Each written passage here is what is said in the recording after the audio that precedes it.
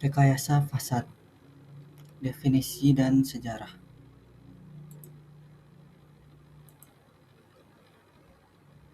To find the main construction in the face, Shakespeare or Macbeth.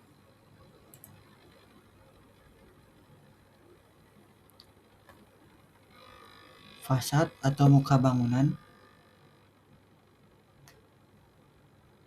atau dalam bahasa Perancis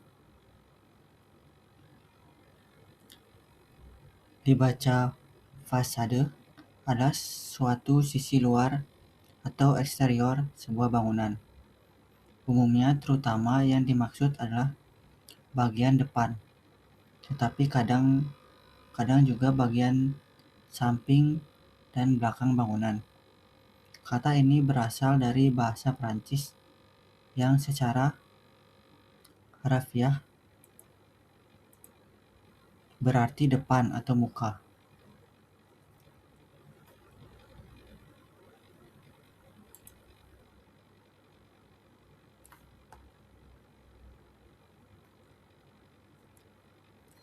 Pertama, masa purba.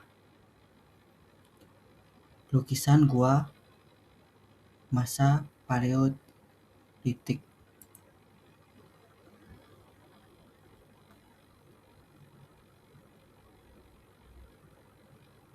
Pada gambar 1.3 adalah The Lion Gate, Mycenae.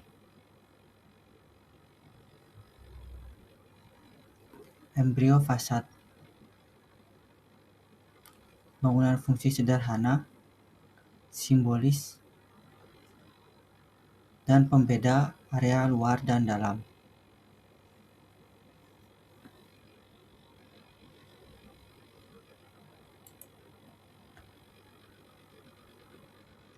Kedua, masa prasejarah. Tahun 3500 sebelum Masehi sampai 900 sebelum Masehi. Gambar 1.4 Temple of Horus Edfu.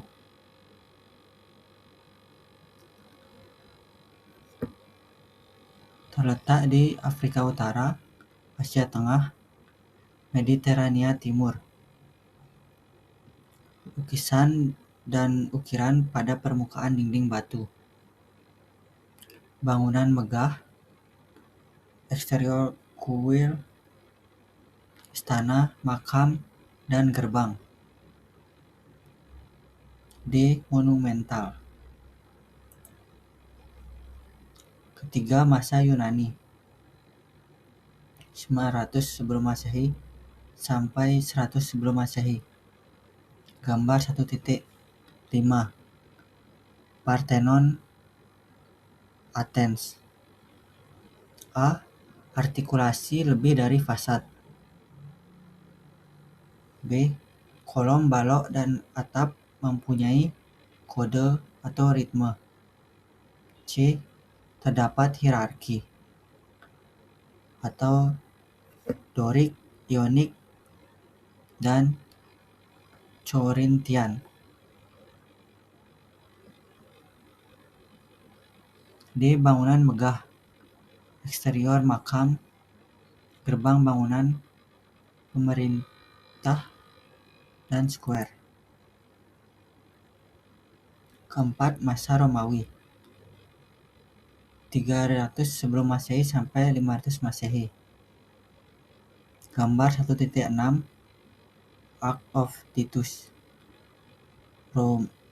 Roma. A. Pengembangan dari masa Yunani. B. Selain kodifikasi, penambahan ornamen. C. Penerapan ark atau terdapat lengkungan pada atas pintu. 5. Awal masa pertengahan atau medieval. 500 Masehi sampai 1100 Masehi. Gambar 1.7 Katedral Parma. A. Gaya arsitektur Bizantin, Norman, Romanesque. B. Pengembangan dari masa Romawi. C. Kombinasi dinding masif dengan galeri dan jendela arch atau jendela melengkung. D. Fasad diterapkan pada fungsi bangunan lebih publik seperti bangunan kantor, bangunan militer, rumah besar, dan lain-lain. Figur 1.8 Notre Dame Cathedral, Paris. 6. Akhir masa pertengahan atau medieval, tahun 1100 Masehi sampai 1500 Masehi. A. Dark Age atau gaya arsitektur gotik. B. Sistem struktur ribet vault dan pointed arch.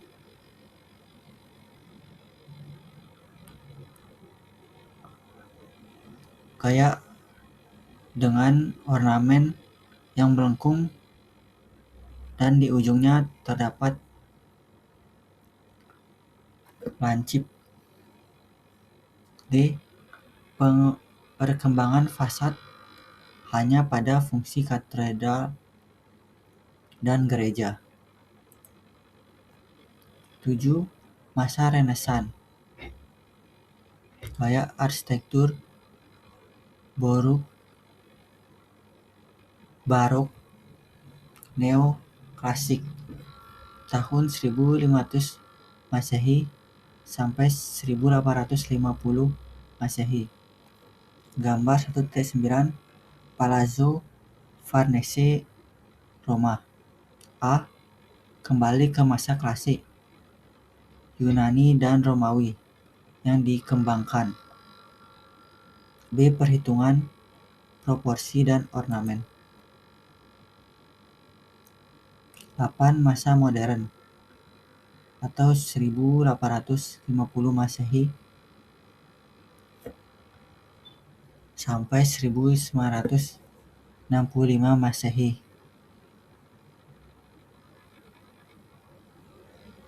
Villa St. Eugène, Vaucresson. A. Revolusi Industri 1.0, struktur portal baja dan beton bertulang. B. Free facade, penolakan ornamen atau tanpa ornamen.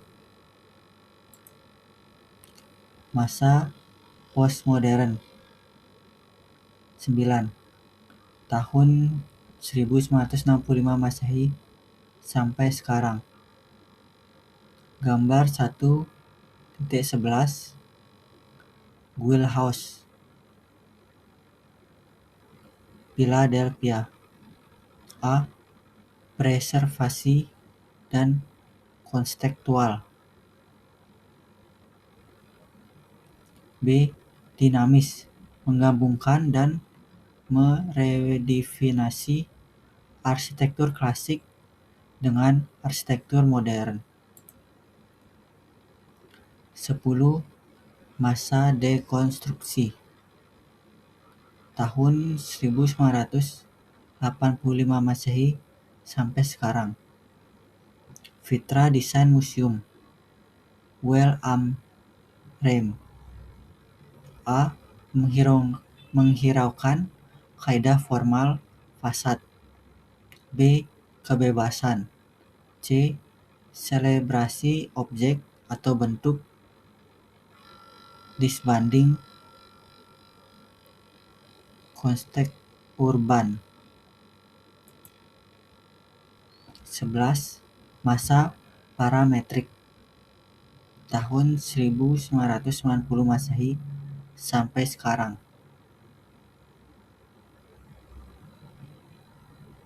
Public Library Seattle. A. Menggunakan software untuk mengembangkan fasad dan sehubung bangunan. B.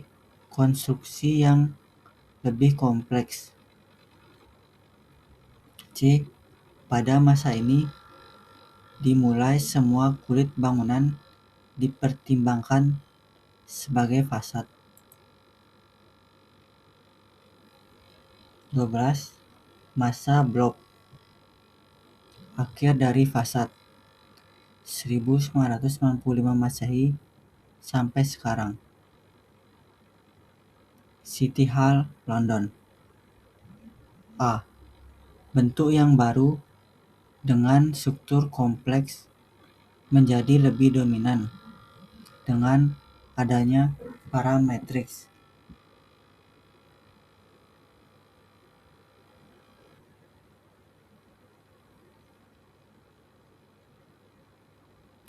B.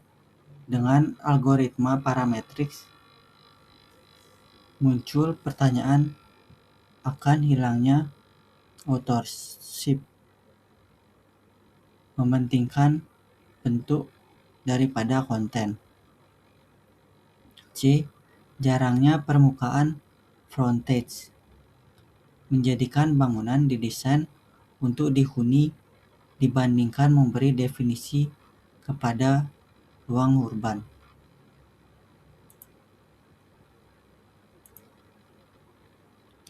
Apa sebenarnya fasad? So what exactly is facade?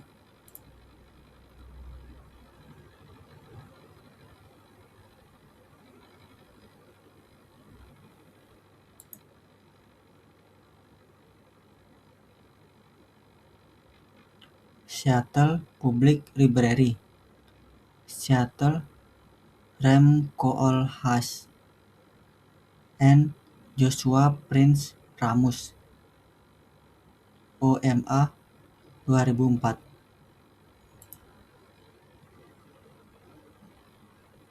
Facade, any exterior surface. My emphasis, or face of a building, but particularly that perceived to be the principal or most architecturally ambitious one.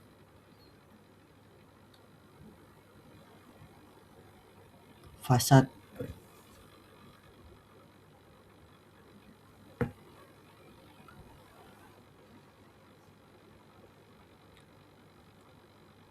Permukaan eksterior apapun.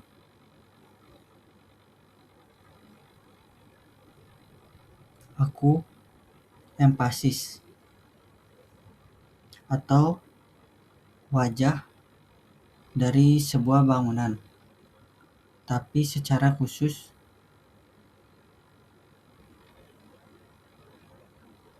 bahwa dilihat untuk menjadi prinsip atau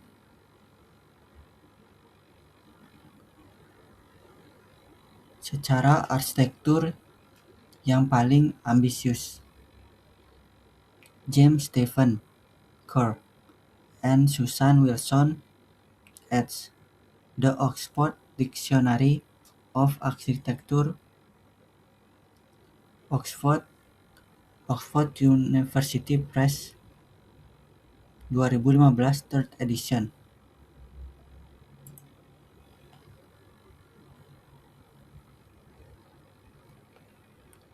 Hotel Talsel, Brussels Victoria Horta, 1894. Gambar kedua ada Townhouse, Edward Durrell Stone, New York City, 1956. Lalu apa itu fasad?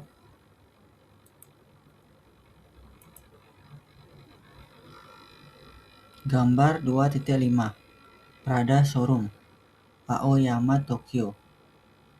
Herzog and de Meuron 2003. Facade in the age of Blobitecture.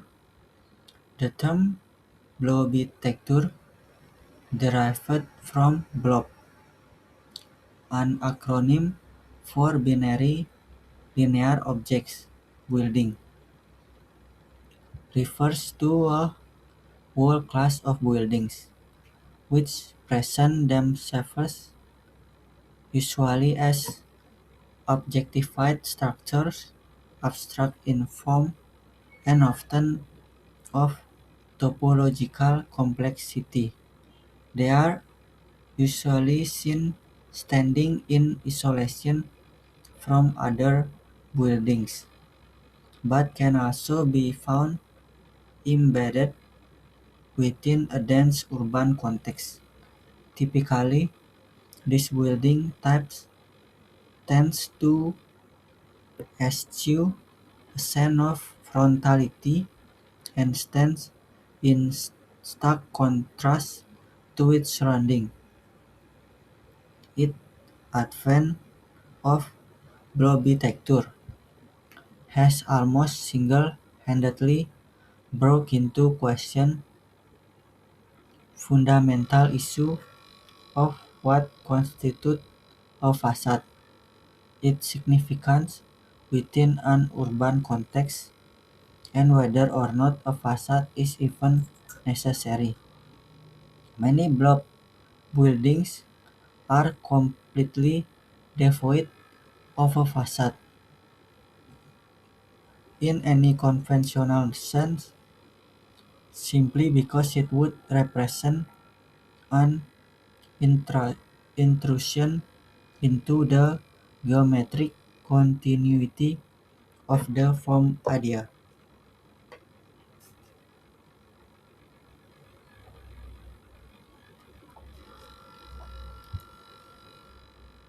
Fasad di zaman Blobitecture. Istilah Blobitecture diambil dari blob, sebuah akronim dari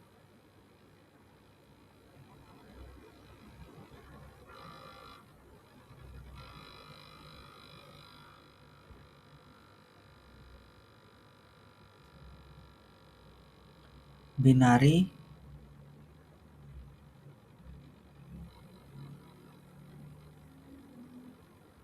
object building yang memanjang,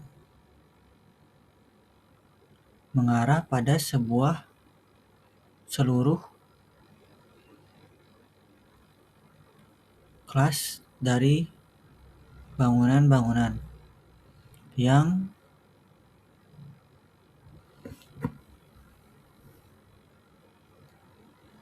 menyajikan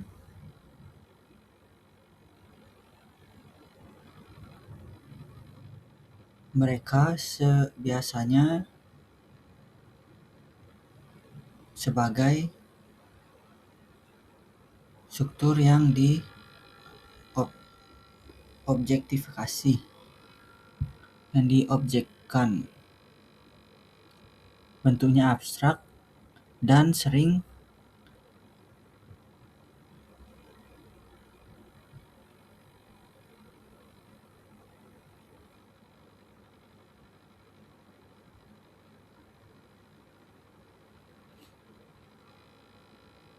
berupa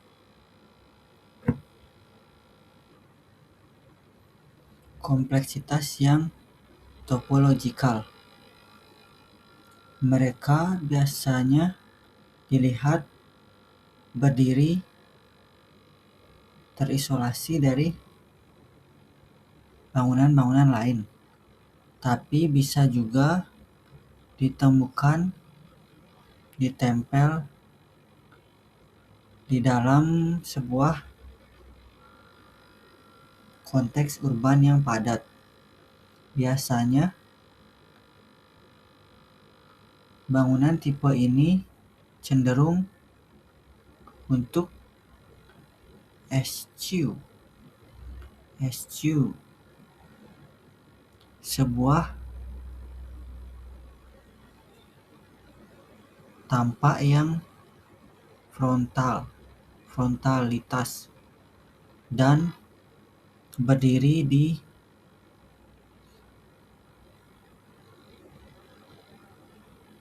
kontras tajam untuk sekelilingnya. Kedatangan dari Blobitecture telah hampir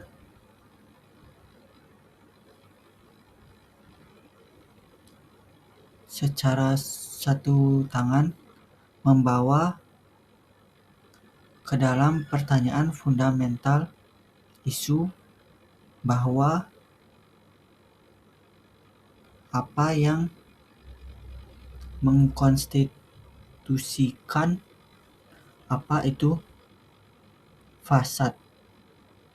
Ini menjadi signifikansi di dalam sebuah urban konteks urban, dan apakah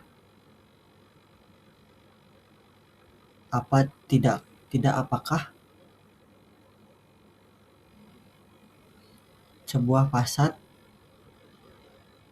adalah bahkan dibutuhkan. Apakah tidak dibutuhkan atau tidak sebuah fasad. Banyak bangunan blob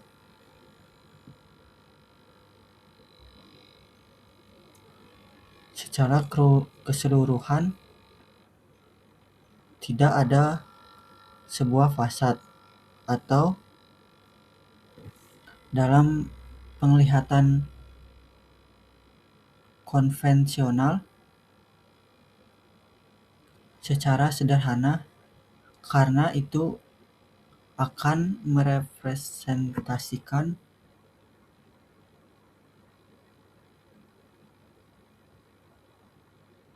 kecenderungan ke kontinuitas geometrik dari sebuah ide bentuk.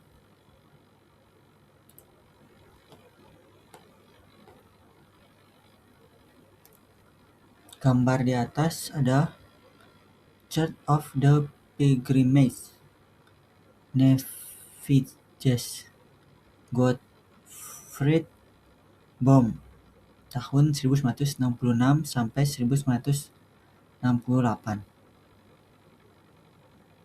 Di bawahnya Graz Art Museum, Graz, Peter Cook and Colin Fournier, 2003.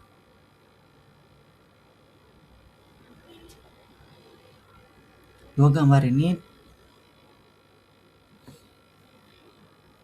terjadi permainan bentuk yang cukup ekstrim dan tidak konvensional. Seperti gambar ini juga, The Blob Endoven, Massimiliano Fulsas, 2010. National Center for the Performing Arts, Beijing, arsitekturnya Paul Andrew, 2007.